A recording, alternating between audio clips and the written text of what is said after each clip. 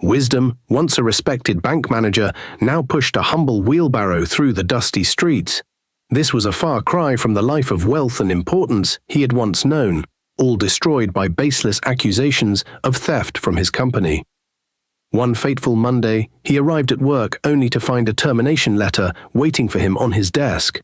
His accounts were frozen, his house and cars seized by the bank. The sudden fall from grace left Wisdom hurt, depressed, and heartbroken. Forced to survive, he had no choice but to take up the humiliating job of wheelbarrow pushing. A far cry from his previous position of authority. At home, the weight of his misfortune was doubled by Belinda, his wife, who never stopped complaining. She cursed him daily for his inability to provide the lavish lifestyle she craved. But Belinda's betrayal cut deeper than her words. When Wisdom sought help from his younger brother Victor, hoping for a bit of relief, he walked into a scene that shattered his soul.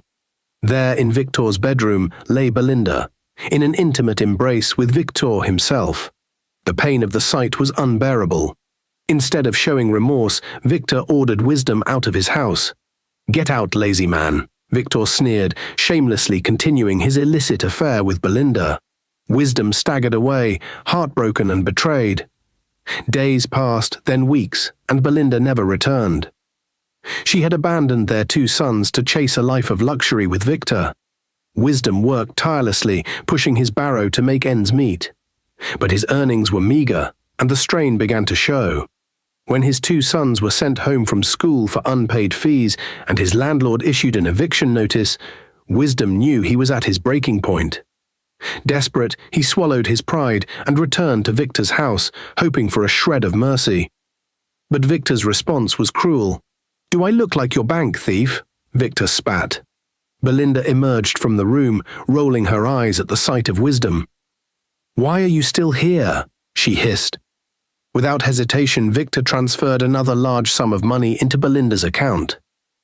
Wisdom watched in despair, tears streaming down his face as he begged for help. Victor shoved him away without a second thought, and Wisdom returned to his humble dwelling, his heart weighed down by sorrow and betrayal. Little did Wisdom know that his downfall was no accident.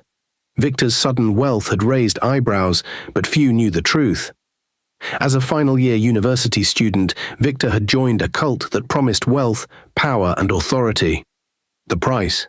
A sacrifice. Someone close to him had to lose everything. For Victor, the choice was easy. Sacrificing Wisdom's destiny for his own gain was a price he was willing to pay. The days rolled by, each one harder than the last for Wisdom. His 2 sons, Emmanuel and David, often went to bed hungry. Their once bubbly laughter had faded into silence, replaced by the sound of their growling stomachs. Wisdom's heart ached as he watched them struggle, powerless to give them the life they deserved. One evening, as he pushed his wheelbarrow through the market, he overheard 2 traders gossiping about Victor's newfound wealth. "Did you hear how Victor built a mansion in just 6 months?" one said. "And he's driving the latest cars too," the other replied. "I heard he made his fortune through dark means." The words sent a chill down Wisdom's spine. He had always wondered how Victor, a struggling student, had suddenly become so rich.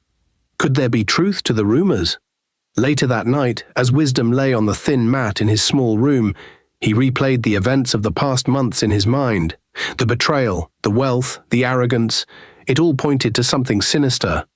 The next morning, he decided to confront Victor one last time, not for money, but for answers. When he arrived at Victor's mansion, he was met by 2 heavily armed security guards. "Who are you here to see?" one of them asked. "Victor," Wisdom replied. "I'm his brother." The guards exchanged glances before one of them barked, "Wait here."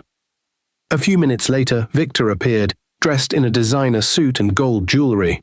His face twisted into a mocking smile as he approached Wisdom. "What do you want now?" Victor asked angrily. "I need the truth," Wisdom said, his voice trembling.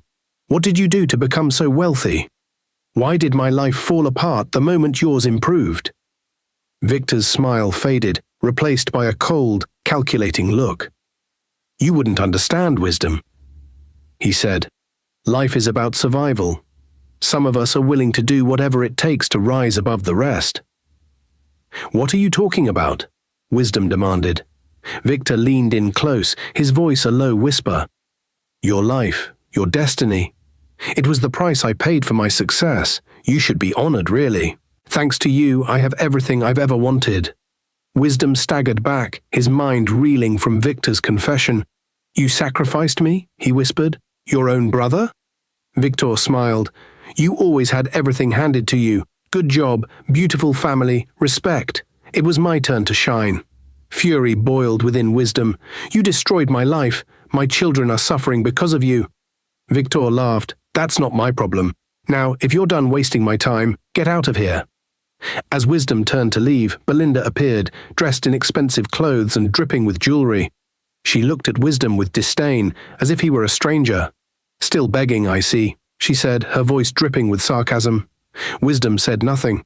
He walked away, his heart heavy with anger and despair, but as he made his way back to his small room, a new resolve began to form in his mind.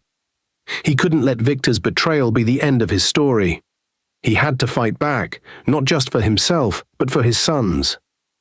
Victor sat in his grand, lavish mansion, staring out the window as thoughts of Wisdom's confrontation earlier in the day replayed in his mind.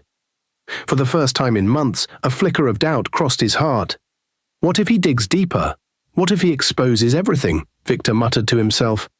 Unlike Belinda, who only cared about living in luxury, Victor bore the full weight of his dark secret alone. His sudden rise to wealth wasn't a stroke of luck, as most people believed. It was a calculated and evil act. As the night deepened, Victor knew he couldn't take chances. He drove out to the edge of town, where the path turned to thick forest.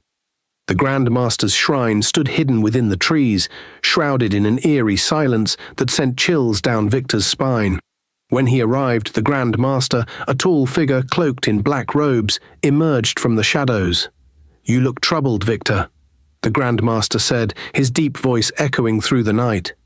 It's my brother Wisdom, Victor replied, bowing slightly. He confronted me today. He's asking too many questions. I fear he'll find out the truth. The Grand Master's eyes glinted with malice. Wisdom is tied to you by blood. His persistence could undo everything we've worked for. To silence him completely, a greater sacrifice must be made. Victor frowned, his chest tightening. What kind of sacrifice? The lives of his children, the Grand Master said coldly. Their innocent souls will solidify your wealth and ensure your power remains unshaken. Victor hesitated, the weight of the suggestion sinking in, but his greed and fear overpowered any lingering shred of guilt. Do it, he said, his voice firm despite the turmoil inside him. The Grand Master began his ritual, chanting strange words as he mixed herbs, ash, and blood in a clay pot. Finally, he handed the pot to Victor. Take this, he instructed. Find their footprints and pour this into them. By dawn, they will sleep and never wake. Victor took the pot with trembling hands. As he left the shrine, his mind battled with itself. A part of him questioned if he had gone too far, but his greed silenced that voice. That night, Wisdom sat in the dimly lit room he shared with his two sons, Emmanuel and David. He watched them sleep, their small chests rising and falling peacefully. Daddy, will we ever be happy again? Emmanuel had asked earlier, his voice filled with innocent hope. Wisdom had forced a smile and replied, Yes, my son. One day things will get better. But deep down, Wisdom felt helpless. The weight of their struggles was crushing him. He knelt by their bedside and prayed, tears streaming down his face. God, please, don't let my children suffer. They are all I have left. Show us mercy. Unknown to him, Victor stood outside, clutching the clay pot. He poured its contents into the boy's footprints in the yard, muttering the Grand Master's incantation under his breath. The air grew cold around him as he completed the ritual and hurried away. The next morning, the house was eerily silent. Wisdom stirred awake and called out, Emmanuel, David, time to get up. When there was no response, he went to their bed and shook them gently. Wake up, my boys, it's morning. But the boys didn't stir. A deep sense of dread gripped Wisdom as he touched their cold faces. No, no, he cried, shaking them harder. Realizing something was terribly wrong, he screamed for help, rushing to his neighbors. Please, somebody help me. My children won't wake up." Neighbors gathered quickly, but it was too late. A local doctor arrived and delivered the devastating news. Both boys were gone. Wisdom fell to his knees, his wails piercing the morning air. He cradled their lifeless bodies, tears streaming down his face. Why them, God? They were innocent. They didn't deserve this. He sat beside them for hours, clutching their tiny hands, his heart shattered into a million pieces. Memories of their laughter and dreams flooded his mind, each one a fresh stab of pain. As the sun set, he buried them with trembling hands, tears soaking the earth. "You were my world," he whispered, placing the last handful of dirt over their graves. "Forgive me for failing you." That night, as he sat alone in the dark, anger replaced his sorrow. He thought about Victor, the arrogance in his voice, the sudden wealth, the secrets. Deep down, Wisdom knew his brother was behind this. "You've taken everything from me, Victor," he whispered, his voice shaking with rage. "My life, my dignity, and now my children. But I swear, you will not go unpunished." Wisdom's mind burned with fury and pain as he walked toward Victor's mansion. His children were gone, and his heart was shattered. Grief had consumed him, but beneath it was a rising tide of anger. He needed answers, and he needed them now. When he reached Victor's home, the grand gate stood tall and imposing, a cruel reminder of the wealth and power Victor had gained at his expense. Wisdom banged on the gate with trembling fists. "Victor, open this gate. You have taken everything from me." A security guard peeked out, but made no move to open it. "What do you want here?" the guard asked sternly. "I need to see Victor." Wisdom shouted, his voice cracking. "Tell him Wisdom is here." The guard hesitated but eventually let him in. Victor's absence made the mansion feel hollow, yet Wisdom's footsteps were heavy with purpose as he marched up to the grand door and knocked furiously. Moments later, Belinda appeared, her face expressionless, dressed in a silk robe that glimmered in the evening light. "What are you doing here?" she asked, her tone cold. Wisdom's eyes filled with tears. "My boys are gone, Belinda," he said, his voice breaking. "Our boys. They died in their sleep. I know Victor has something to do with it. He took everything from me." Belinda rolled her eyes and crossed her arms. "Stop calling them our boys," she said dismissively. "They're your responsibility, not mine. I left you long ago. Don't come here blaming Victor or me for your failures." Her words struck Wisdom like a slap to the face. He couldn't believe how heartless she had become. "What kind of mother are you?" he demanded. "You abandoned your children to chase luxury and wealth. You are nothing but a heartless, selfish woman." Belinda's face twisted with anger. "Get out of my house, Wisdom," she said sharply. "You have no right to come here and insult me." "I will leave when I have had my say." Wisdom retorted. "You and Victor will pay for everything you have done. My sons didn't deserve to die like this." Belinda's eyes darkened with rage. "Boys," she shouted, clapping her hands. Two young men, who worked as Victor's bodyguards, emerged from a nearby room. "Take this fool outside and teach him a lesson." The men moved quickly, grabbing Wisdom by the arms. "Leave me alone," Wisdom yelled, struggling against their grip. But he was no match for their strength. They dragged him outside, tossing him to the ground like trash. One of the men landed a hard kick to Wisdom's ribs, and the other punched him in the face. Pain exploded through Wisdom's body as they continued beating him, their fists and feet raining down mercilessly. "Stop," he pleaded, coughing up blood. "Please stop." Belinda stood by the doorway, watching with a cruel smile. "Next time, think twice before coming here to insult me," she said coldly.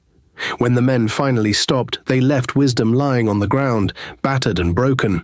His vision blurred as tears fall down his cheeks. Slowly, he dragged himself to his feet, leaning against a nearby fence for support. It was Victor's neighbor, Mrs. Agnes, who found him. She was an older woman with a kind heart and sharp eyes. "Wisdom, what happened to you?" she exclaimed, rushing to his side. Wisdom tried to speak, but his voice was weak. Mrs. Agnes didn't wait for an answer. She helped him to her home, her hands gentle but firm. "Sit here," she said, guiding him to a chair. "Let me get some hot water and cloths to clean you up." She returned moments later and began pressing the hot cloth against his swollen face. Wisdom winced at the heat, but the pain was nothing compared to the anguish in his heart. "You shouldn't keep going to those people," Mrs. Agnes said gently. "They're dangerous. Victor and Belinda are no good for you." "I have to," Wisdom whispered, his voice raw. "They have taken everything from me, my home, my dignity, my children. I can't just let them get away with it." Mrs. Agnes sighed deeply. "You are fighting a dangerous battle, Wisdom. They have already shown they have no mercy. But if you insist on going down this path, you must be prepared for the consequences." Wisdom's eyes filled with tears again. "What more can they take from me? I have already lost everything." Mrs. Agnes placed a comforting hand on his shoulder. "Maybe it's time to fight differently," she said. "Not with your fists, but with wisdom and patience. Seek help from God." When Victor returned home that night, Mrs. Agnes confronted him. "Your brother came here, beaten to the ground by your bodyguards," she snapped. "You and that girlfriend of yours have no shame, Victor." Victor laughed coldly. "Stay out of this, Agnes. You have no idea what's going on." "I don't need to know the details," Mrs. Agnes retorted. "What I do know is that Wisdom is your brother, and one day you'll regret the way you've treated him." Victor waved her off and went inside, but her words lingered in his mind. He knew Wisdom wouldn't give up easily, and the thought unsettled him. Wisdom kept pushing his wheelbarrow every day. From morning till evening, he walked through the busy market, calling out to people, "Let me help you carry your goods. Wheelbarrow for hire." Some people gave him work, but many treated him badly. They talked to him like he was nothing. Some refused to pay him. Others would give him small food instead of money. One woman asked him to carry her bags of rice to her car. Wisdom worked hard and finished quickly. But when he asked for his money, the woman frowned at him. "Take this bread and go," she said, throwing the bread at him. "Please, madam," Wisdom begged, "I need money. My children are gone. I am suffering." "Are you stupid?" the woman shouted. "If you don't want the bread, leave it. Should I call the police for you?" Wisdom's heart broke. He picked up the bread and walked away quietly. "Thank you," he whispered, even though tears filled his eyes. Another day, a man asked Wisdom to carry yams to his shop. When they reached the shop, the man gave Wisdom a plate of rice. "Sir, I need money," Wisdom said softly. "Please, even a little. I need to pay my rent." The man looked at him. "If you don't leave my shop now, I will call the police." Wisdom held the plate of rice and walked away. "Thank you, sir," he said, but inside he felt bitter. Every night, Wisdom went home tired and hungry. His house was small and empty. The silence hurt him more than anything else. He sat on the floor looking at the corner where his sons used to play. He held their old clothes close to his chest, crying softly. "Emmanuel, David," he whispered, tears falling down his cheeks. "I'm sorry I failed you. I couldn't protect you. Please forgive me." Some nights he had no food to eat. His stomach made loud noises, but the pain in his heart was worse. "God, why me?" he cried one night. "What did I do to deserve this? Why have you left me to suffer like this?" One day it rained heavily. Wisdom sat by the roadside, soaked and cold. His wheelbarrow stood beside him, looking old and rusty. People passed by, but nobody stopped to help him. A group of young boys saw him and started laughing. "Look at the wheelbarrow man," one of them said. "He is dirty and poor like a beggar." They threw stones at him and ran away, laughing. Wisdom sat there, shaking from the cold. He didn't have the strength to fight back.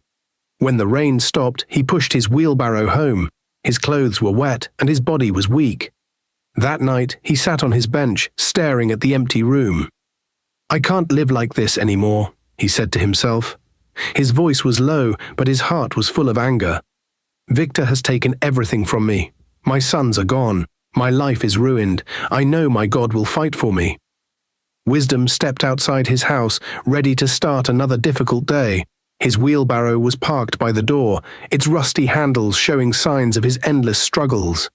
He had barely taken a few steps when he saw someone walking toward him. It was Belinda. She stood tall and bold, her face showing no shame for the pain she had caused him. "Wisdom," she said coldly, "I came to warn you. Stay away from me and my man. Stop interfering in my relationship." Wisdom looked at her, anger and disgust burning in his eyes. "Belinda," he said, his voice shaking, "you should be ashamed of yourself. How can you stand here and talk about a relationship with my own brother? My blood. You destroyed my home and left my children to suffer. And you have the guts to come here and warn me? Belinda laughed, a mocking sound that cut through the air like a blade. Ashamed? She repeated. I don't feel any shame, Wisdom. Let me tell you something. I only go where there is money. Your brother has money, and that's why I'm with him. If he goes broke tomorrow, I will leave him too and find another rich man. I do not like poverty. Wisdom's hands clenched into fists. His body shook with anger. Belinda, is this the woman I once called my wife, the mother of my children? You left your sons to chase wealth. You abandoned them like they were nothing. What kind of heartless woman are you?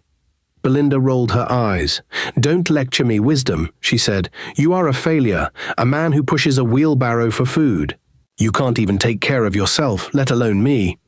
Do you think love can fill my stomach? You and your so-called pride can't give me the life I deserve. Wisdom's voice rose with anger. The life you deserve? You think chasing money and destroying families will bring you happiness. Belinda, you may have money now, but your soul is empty. You've sold yourself for riches that will not last. Belinda stepped closer, her voice dripping with arrogance. I don't care what you think. If you don't like my choices, that's your problem. Just stay away from me and Victor. He is my man now, not you. Move on with your pathetic life. Wisdom couldn't hold back anymore. You are shameless, Belinda, he shouted. You are nothing but a greedy, selfish woman who will destroy anyone to get what she wants. One day, the you will regret everything you have done. Belinda smiled, brushing off his words like they meant nothing. You can shout all you want, she said, but at the end of the day, I'll be enjoying Victor's wealth while you push your wheelbarrow. Goodbye, Wisdom. Go cry somewhere else. With that, she turned and walked away, her head held high. Wisdom stood there, his heart pounding with anger and pain. Her words echoed in his mind, cutting him deeper than any knife could. He watched her leave, the woman who once shared his life, now a stranger who had destroyed it. He leaned against his wheelbarrow, his eyes filling with tears. God, he whispered, why did my life turn out this way? What did I do to deserve this?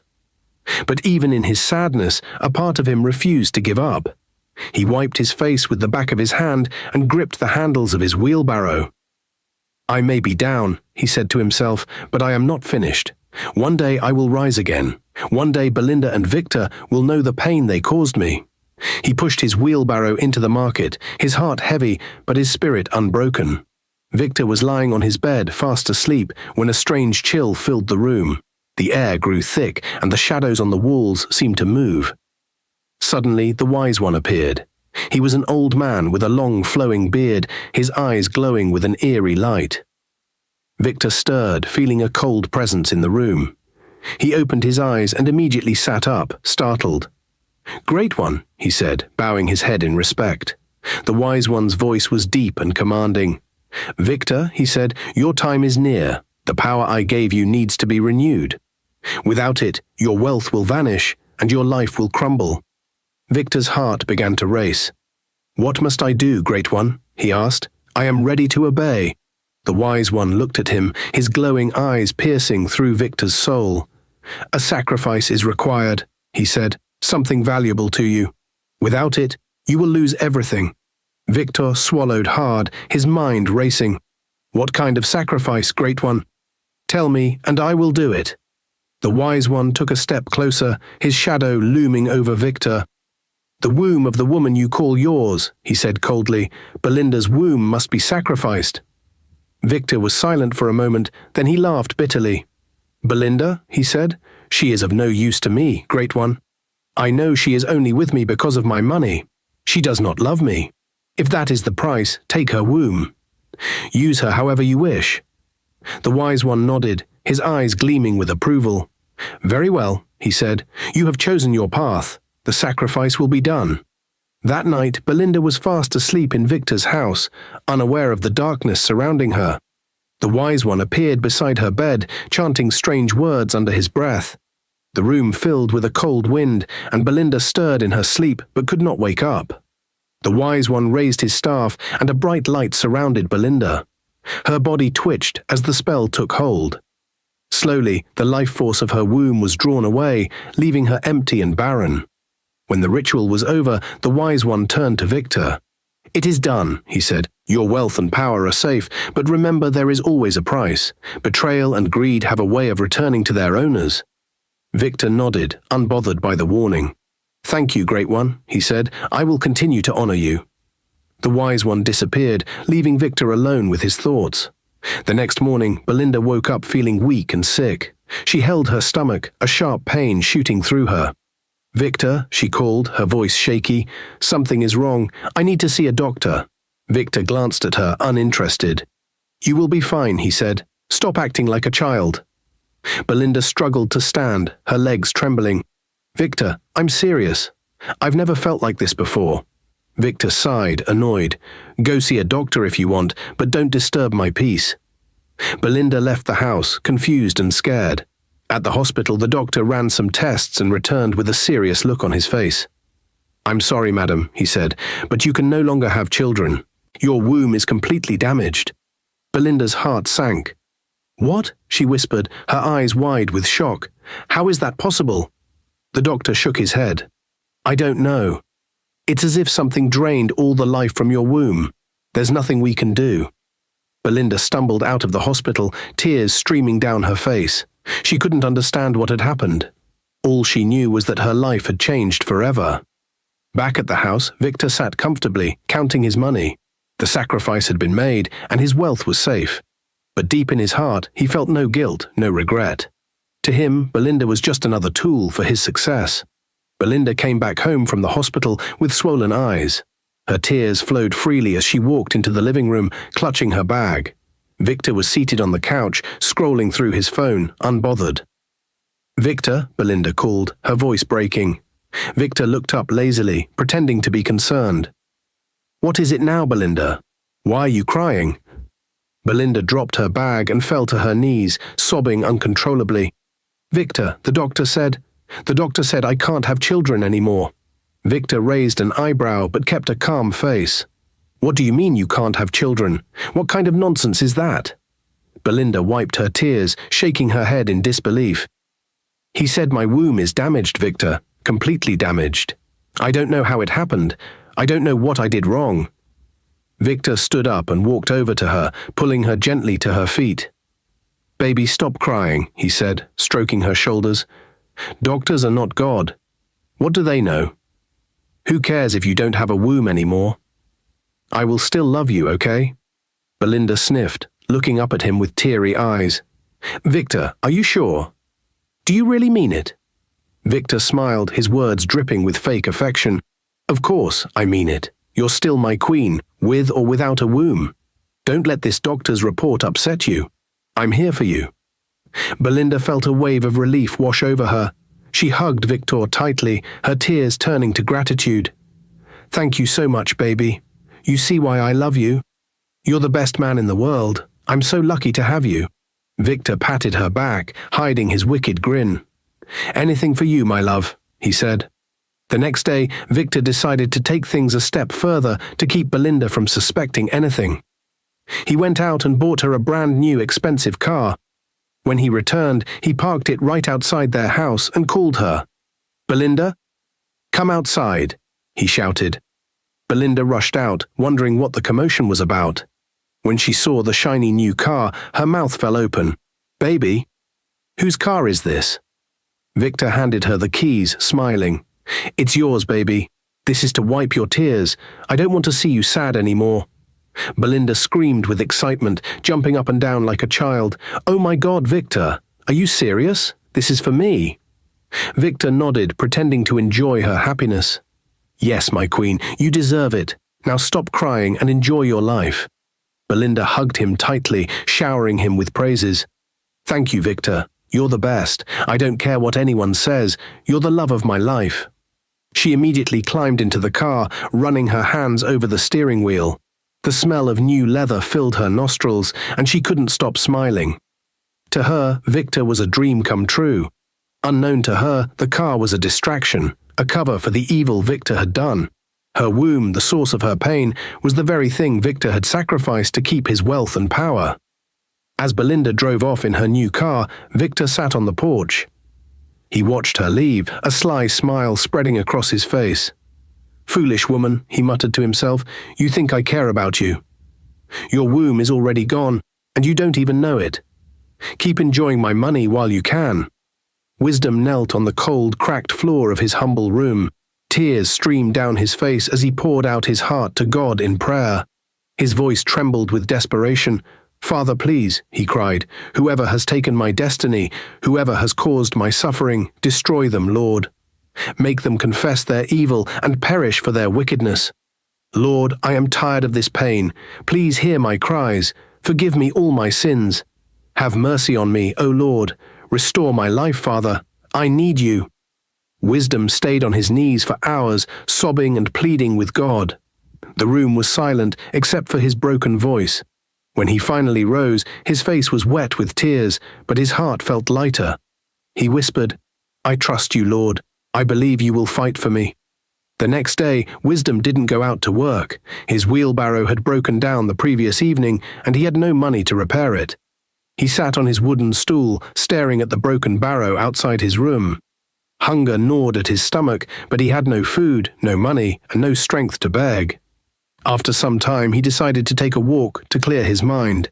As he strolled down the dusty road, his thoughts were heavy with worry. "How long will this suffering last?" he muttered to himself. "How much more can I take?" Suddenly, Wisdom heard a commotion ahead. A group of rough-looking boys surrounded an old man who was clutching a leather bag tightly. The old man looked helpless, his voice trembling as he pleaded with them. "Please leave me alone. Don't take my bag," he begged. The boys laughed mockingly, tugging at the bag. "Old man, give us the bag or we'll deal with you," one of them threatened. Without thinking, Wisdom ran toward them. "Hey, leave him alone," he shouted. The boys turned to him surprised. "Who are you to tell us what to do?" one of them sneered. But Wisdom wasn't afraid. He grabbed a stick lying nearby and swung it at them. "I said leave him alone," he roared. The boys hesitated, then decided it wasn't worth the fight. One by one, they backed away, cursing under their breath. "You're lucky today, old man," one of them spat before they all ran off. The old man stood there trembling but unharmed. His bag was still in his hands. He looked at Wisdom with wide, grateful eyes. "Thank you, my son," he said, his voice shaky. "You saved me. May God bless you." Wisdom smiled humbly. "It's nothing, sir. I couldn't just stand by and watch them hurt you." The old man straightened his jacket and looked at Wisdom closely. "What is your name, young man?" "Wisdom, sir," he replied. The old man nodded, a thoughtful look in his eyes. "Wisdom, you are a brave and kind soul. My name is Chief Wellington. I am the CEO of Wellington's Estate and Wellington's Bank Limited." Wisdom's eyes widened in shock. He had heard about Chief Wellington before, a wealthy and influential man known throughout the city. But he had never imagined he would meet him in person. "It's an honor to meet you, sir," Wisdom said, bowing slightly. "No, my son," Chief Wellington said, placing a hand on Wisdom's shoulder. "The honor is mine. What you did for me today, I will never forget. You risked your life to save me. Not many people would do that." Wisdom smiled faintly. "It's what anyone should do, sir." Chief Wellington reached into his pocket and pulled out a card. He handed it to Wisdom. "This is my complimentary card. I would like you to come to my house this weekend. I want to know more about you and how I can help you." Wisdom stared at the card, speechless. He couldn't believe what was happening. "Thank you, sir," he finally managed to say. Chief Wellington smiled warmly. "No, thank you, Wisdom. You are a good man. I look forward to seeing you on Saturday." With that, the old man got into his car, leaving Wisdom standing on the roadside, holding the card like a treasure. For the first time in a long while, a flicker of hope lit up in his heart. He looked up at the sky and whispered, "Thank you, Lord. I see your hand in my life. Please let this be the beginning of my breakthrough." That evening, Wisdom sat in his small room, staring at the card. He couldn't stop smiling. Though he still had no money for food or to fix his wheelbarrow, he felt a spark of hope. "This might be my chance," he thought. "Maybe God has finally heard my cries." 2 days later, the much-anticipated weekend finally arrived. Wisdom woke up early that Saturday morning, his heart pounding with excitement and nervousness. He couldn't remember the last time he felt this much hope. He carefully picked out his best clothes, a faded but clean shirt and a pair of trousers he had mended himself. Though they were old, he made sure they were neat and presentable. He polished his worn-out shoes until they shone, looked at himself in the cracked mirror, and whispered, "God, please let today be the beginning of a new life." By mid-morning, Wisdom found himself standing in front of Chief Wellington's mansion. His mouth fell open as he took in the sight of the massive house, with tall gates, lush gardens, and sparkling cars parked in the driveway. He had never been this close to such wealth before. The gateman greeted him politely and allowed him inside after confirming his appointment. As Wisdom walked up to the main entrance, his legs felt shaky. "I hope I don't embarrass myself here," he muttered under his breath. A servant opened the door and led him into the house. The interior was even more breathtaking. Marble floors, grand chandeliers, and expensive furniture. Wisdom felt out of place but reminded himself to stay calm. Chief Wellington came out to greet him with a warm smile. "Wisdom, my brave friend. Welcome to my home." Wisdom bowed slightly, feeling overwhelmed. "Thank you, sir. It's an honor to be here." Come, Chief Wellington said, leading him to the dining table. The table was filled with all kinds of delicious food, fried rice, chicken, soup, yam, and fruits. "Have a seat," the chief said, motioning to a chair. Wisdom hesitated for a moment before sitting down. He couldn't remember the last time he had seen this much food, let alone eaten it. His stomach growled loudly and he felt embarrassed. Chief Wellington laughed kindly. "Eat, my son, don't be shy." Wisdom nodded and began to eat slowly, savoring every bite. As they ate, Chief Wellington asked, "So, Wisdom, tell me about yourself. What brought you to this point in your life?" Wisdom paused, his fork halfway to his mouth. He swallowed hard and looked at the older man. "Sir, it's a long story," he said quietly. "I have time," Chief Wellington replied, leaning back in his chair. "Tell me everything." Taking a deep breath, Wisdom began to recount his life story. He spoke of his days as a hard-working young man, his job at the bank, and how he was wrongly accused of theft. He described how he lost everything, his job, his home, and his dignity. His voice broke as he talked about his wife's betrayal with his younger brother and how she abandoned him and their children. When he spoke about the death of his two sons, Wisdom couldn't hold back his tears. His voice trembled as he said, "They were my joy, sir, my only reason for living. And now they're gone. I have nothing left." Chief Wellington listened intently, his face filled with compassion. When Wisdom finished, there was a moment of silence. The chief leaned forward, his eyes soft. "Wisdom, your story touches my heart deeply. I know what it feels like to lose everything. You see, I wasn't always wealthy. I used to be a poor man too, so poor that I couldn't even afford a proper meal." Wisdom looked up in surprise. "You, sir? You were poor?" "Yes," Chief Wellington said with a nod. "I was once like you. But someone helped me, and that changed my life. I promised myself that if I ever became successful, I would help as many people as I could. And today, God has brought you to me." Tears filled Wisdom's eyes. "Sir, I don't know what to say." "Thank you for even listening to me." Chief Wellington smiled. "You deserve more than just words, my son. I want to offer you a job. From today, you will be the manager of one of my banks. I see potential in you, Wisdom, and I believe you will do well." Wisdom froze, unable to believe his ears. "Manager? Me? Sir, are you serious?" "Very serious," Chief Wellington said. "You saved my life, Wisdom. This is my way of saying thank you." Wisdom fell to his knees, tears streaming down his face. "Thank you, sir. Thank you so much. You have no idea what this means to me. God bless you." Chief Wellington helped him up and patted his shoulder. "No need to thank me, my son. Just promise me one thing.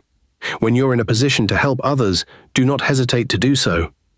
"I promise, sir," Wisdom said, his voice filled with emotion.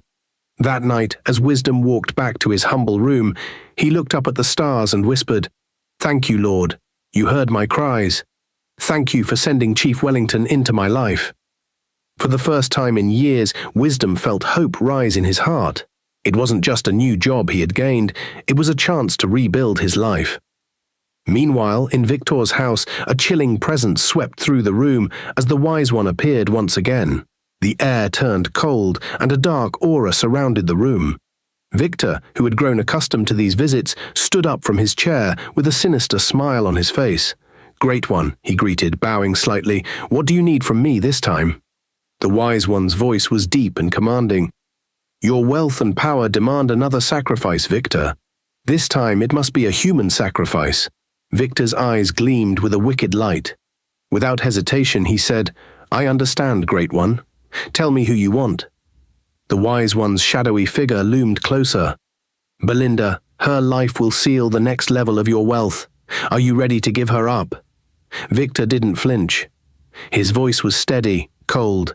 "She is of no use to me. I know she is only here because of my money.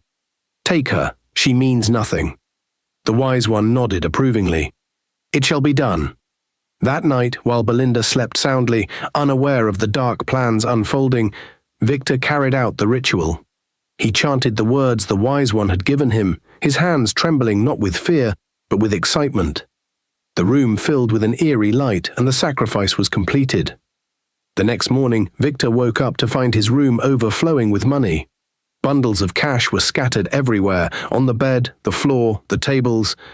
He couldn't believe his eyes. He laughed loudly, throwing the money into the air. "This is the life I want," he exclaimed, his voice echoing through the house.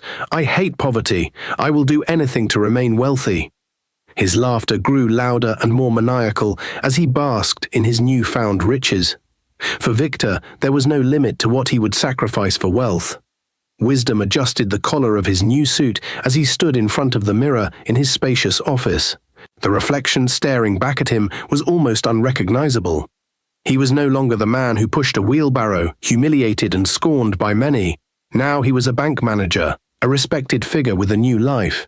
His office was elegant, with polished wooden furniture, glass windows that overlooked the bustling city, and a desk adorned with a nameplate that read Wisdom Oladimeji, Manager. A brand new sleek car was parked in his reserved spot downstairs. His new home was a furnished duplex in a serene estate, with everything he could ever need.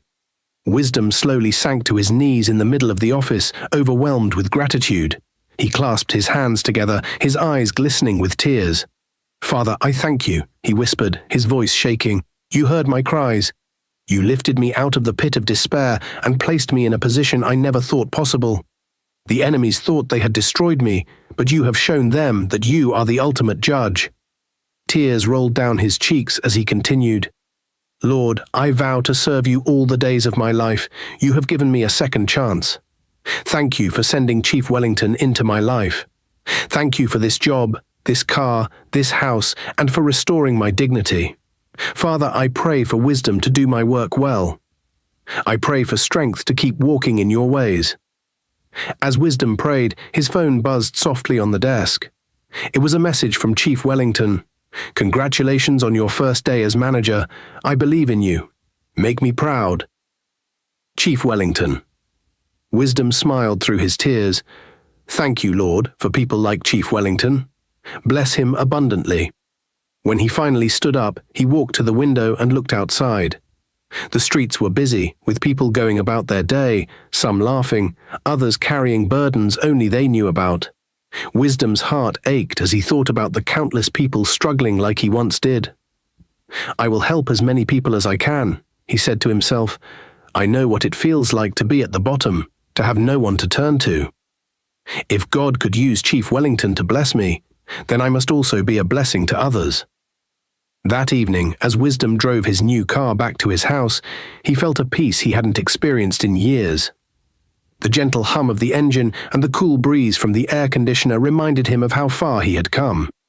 When he got home, he parked the car and stepped out, taking a moment to admire the house dot. The porch light cast a warm glow, and the garden was neatly trimmed. Inside, everything was perfect, the furniture, the decorations, and the peace of knowing this was his new home. Wisdom knelt again, this time in his living room. "Father, I dedicate this home to you. May it always be filled with your presence. May no evil ever step foot in this place.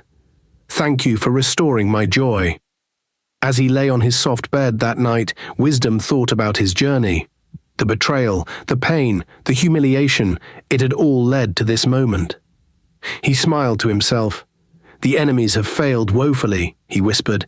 God has the final say. The weekend came, and Wisdom prepared to visit Chief Wellington. He dressed neatly, wearing a white shirt and black trousers, pairing them with polished black shoes. He wanted to make a good impression, even though Chief Wellington had already shown him nothing but kindness. When Wisdom arrived at Chief Wellington's house, the gate opened, revealing the massive compound. The well-maintained gardens, luxurious cars, and elegant mansion were reminders of the man's success. A steward led Wisdom to the spacious living room, where Chief Wellington sat, sipping a glass of juice. "Ah, Wisdom," Chief Wellington greeted warmly, standing to shake his hand. "It's good to see you again." Wisdom smiled. "Thank you, sir, for inviting me. I can never thank you enough for everything you've done for me. I am deeply grateful." Chief Wellington waved his hand dismissively. "Don't mention it, my son. Helping you was the right thing to do.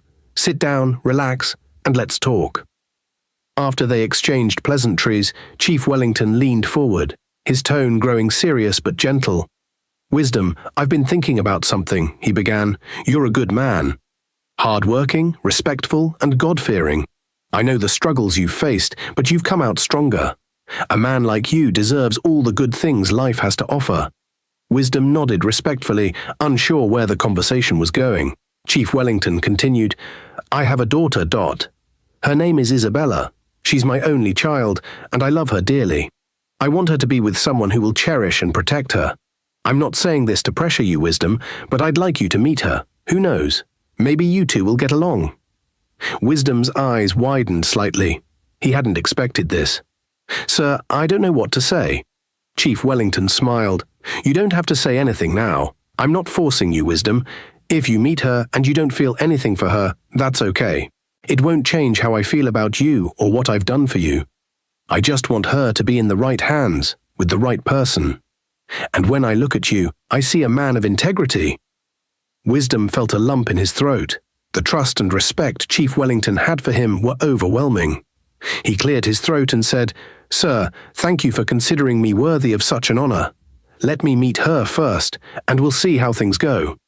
Chief Wellington clapped his hands together, his face lighting up with a broad smile. "That's all I ask. You're a good man, Wisdom, and I know you'll make the right decision." Just then, a steward entered the room with refreshments.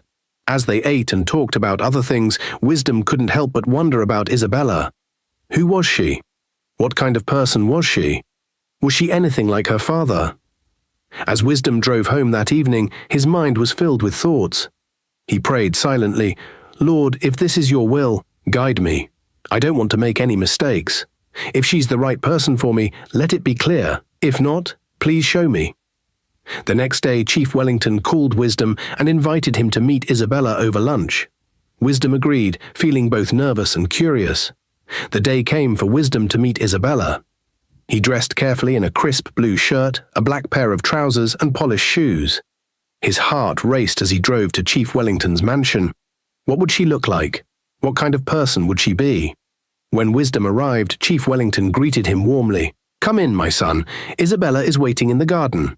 She's eager to meet you." Wisdom followed Chief Wellington outside, his heart pounding. The garden was breathtaking, flowers of every color, neatly trimmed hedges, and a fountain in the middle. Sitting by the fountain was a young woman in a flowing white dress. Her beauty was captivating, and Wisdom felt his breath catch in his throat. Isabella stood up when she saw them approaching. Her radiant smile lit up the entire garden. She was tall, with smooth brown skin and eyes that sparkled like stars. Her hair fell in soft curls around her shoulders. "Isabella, meet Wisdom," Chief Wellington said, smiling. "Wisdom, this is my daughter." Wisdom extended his hand, trying to steady himself. "It's a pleasure to meet you, Isabella," he said, his voice gentle. Isabella took his hand, her touch soft and warm. "The pleasure is mine," she replied, her voice like music to his ears. For a moment they stood there, their eyes locked. There was something unexplainable in the air, a connection neither of them could ignore. Wisdom felt as though the world had paused, leaving only the two of them in that moment. Chief Wellington, noticing the chemistry, chuckled softly. "I'll leave you two to talk," he said, walking away with a knowing smile. Wisdom and Isabella sat by the fountain, their conversation flowing naturally. They talked about everything: her love for art, his journey from struggles to his new job, her admiration for her father, and his faith in God. The more they talked, the more Wisdom realized she wasn't just beautiful. She was kind, intelligent, and humble. "I have heard a lot about you," Isabella said, her eyes twinkling. "My father speaks highly of you. He says you're hard-working and have a good heart." Wisdom smiled shyly. "Your father has been a blessing to me. I wouldn't be where I am today without his help. But I must say, meeting you is the highlight of everything he's done for me." Isabella blushed, looking down at her hands.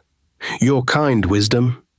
As the afternoon turned to evening, the bond between them grew stronger. Wisdom couldn't take his eyes off her, and Isabella found herself drawn to his gentle spirit. She laughed at his jokes, admired his humility, and felt safe in his presence. When it was time for Wisdom to leave, Isabella walked him to his car. "Thank you for spending time with me," she said, her voice soft. "I hope we can do this again." "I would love that," Wisdom replied, smiling. "Thank you for making today unforgettable." As he drove home, Wisdom couldn't stop thinking about Isabella. Her smile, her laughter, her kindness, everything about her was perfect. He prayed silently, "Lord, if she's the one for me, let your will be done. I have never felt this way about anyone before." Meanwhile, back at the mansion, Isabella sat in her room, replaying their conversation in her mind. She couldn't deny the connection she felt with Wisdom. "Father," she said when Chief Wellington came to check on her, "he's wonderful. Thank you for introducing us." Chief Wellington smiled knowingly. "He's a good man, Isabella, but take your time. Get to know him better. If it's meant to be, everything will fall into places." Wisdom's life had taken a turn for the better. His new position, his growing friendship with Isabella, and his deepening faith in God had brought him peace and fulfillment. But unknown to him, his brother Victor's life was spiraling downward. Victor sat in his dark room, frustrated. The money that once overflowed in his house had begun to disappear mysteriously.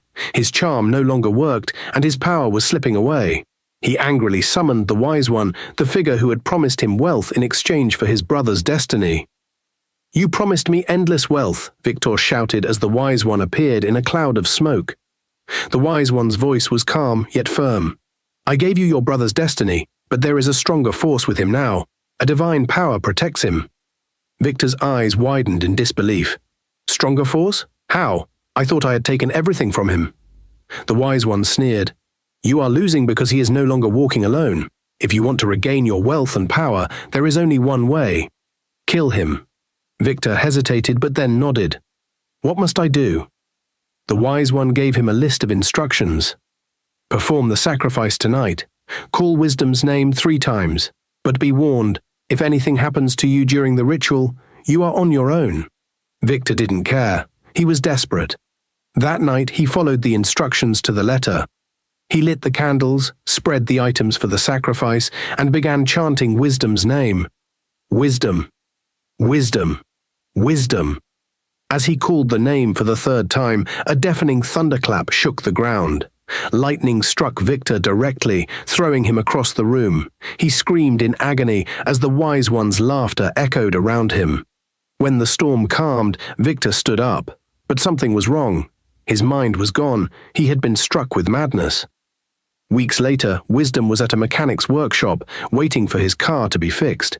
He stood under a tree, enjoying the shade, when he noticed a figure approaching.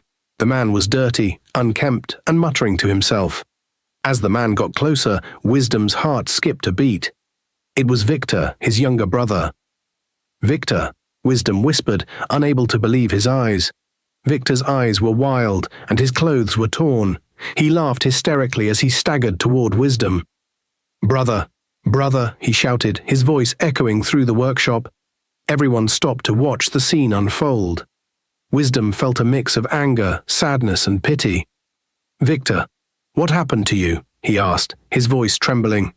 Victor dropped to his knees before Wisdom, tears streaming down his face. In his madness, he began to confess, "I was jealous, Wisdom. I envied you. You gave me everything, school, money, a roof over my head, but it wasn't enough. I wanted more. I wanted what you had. I went to a native doctor and stole your destiny." Wisdom staggered back, his hand over his chest. The words cut deep. You did this to me? You took everything from me, Victor? Victor nodded, crying uncontrollably. Yes, brother, I took your destiny, but the wise one betrayed me. He said there's a stronger power protecting you now.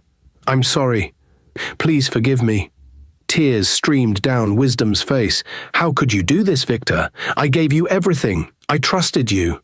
You didn't just steal my destiny. You destroyed my family, my life. Victor crawled closer, grabbing Wisdom's feet.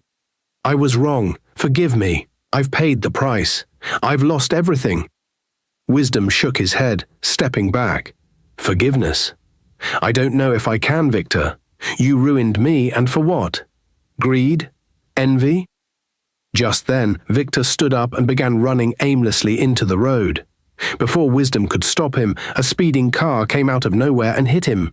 Victor's body flew into the air and landed with a sickening thud. No! Wisdom shouted, rushing toward his brother. The driver of the car stopped and came out, shaking in fear. I didn't see him. He ran into the road. Wisdom knelt beside Victor's lifeless body, tears pouring down his cheeks. Victor, why? Why did it have to end like this? The crowd that had gathered murmured among themselves. Some shook their heads in pity, while others whispered about the consequences of greed. Wisdom looked up at the sky, his heart heavy. Lord, I don't understand, but I leave everything in your hands. Help me to heal from this pain. He stood up, wiping his tears. As he walked away, he felt a strange sense of peace. He had survived the storms of betrayal, loss, and pain, and now, with Victor's confession, the chains of the past had been broken. A year passed, and Wisdom's life was filled with blessings and joy. His hard work and faith in God had turned his life around completely. He and Isabella had grown closer every day, their love blossoming into something beautiful. On a bright Saturday morning, the sun shone warmly as guests gathered at a large church. The bells chimed melodiously, announcing the union of Wisdom and Isabella. The ceremony was grand yet heartfelt, with friends, family, and even Chief Wellington in attendance. Isabella was stunning in her white gown, while Wisdom stood proud, his heart overflowing with gratitude. As they exchanged vows, Wisdom couldn't stop the tears that welled up in his eyes. I promise to love, cherish, and protect you, Isabella, for the rest of my life, he said, his voice trembling with emotion, and I promise to stand by you, through thick and thin. Isabella replied, her smile radiant. When the pastor declared them husband and wife, the congregation erupted in cheers. Wisdom kissed his bride, sealing the beginning of their new life together. The reception was lively and filled with laughter. Wisdom couldn't stop thanking Chief Wellington, who had become like a father to him. Chief, I can never repay you for all you've done for me. Thank you for believing in me, Wisdom said, shaking his hand firmly. Chief Wellington smiled. You've proven yourself, Wisdom. You deserve every good thing coming your way. Now take care of my daughter and make me proud. Months later, Isabella gave Wisdom the best news of his life. She was pregnant. Wisdom was overjoyed and knelt down, thanking God. Father, you have been so good to me. Thank you for this blessing, he prayed. The pregnancy was smooth, and Isabella glowed with happiness. She and Wisdom prepared eagerly for the arrival of their baby. But God had more surprises in store for them. One early morning, after hours of labor, Isabella gave birth to not one, not two, but 3 healthy babies, 2 boys and a girl. The hospital room was filled with tears of joy as Wisdom held his children for the first time. Triplets, he exclaimed, his voice trembling. God, you are truly amazing. Isabella smiled weakly but happily. Our family is complete, Wisdom. Wisdom hugged her gently, his heart overflowing with gratitude. He looked at the tiny faces of his children, his voice breaking as he spoke. You are my miracle babies. I will love you, protect you, and give you the life I never had. News of the birth spread quickly, and everyone celebrated with them. Chief Wellington arrived at the hospital with gifts for the babies. You've made me a proud grandfather, he said, laughing as he held the tiny girl. Wisdom knelt beside Isabella's bed, holding her hand. Isabella, you've brought light into my life. From a man who had nothing, God has made me a man with everything. I will spend the rest of my life thanking him and loving you. As they gazed at their newborns, Wisdom couldn't help but reflect on his journey. From the depths of despair, betrayal, and poverty, God had lifted him to a place of joy and abundance. And so Wisdom's story became a tale of hope, perseverance, and the power of faith.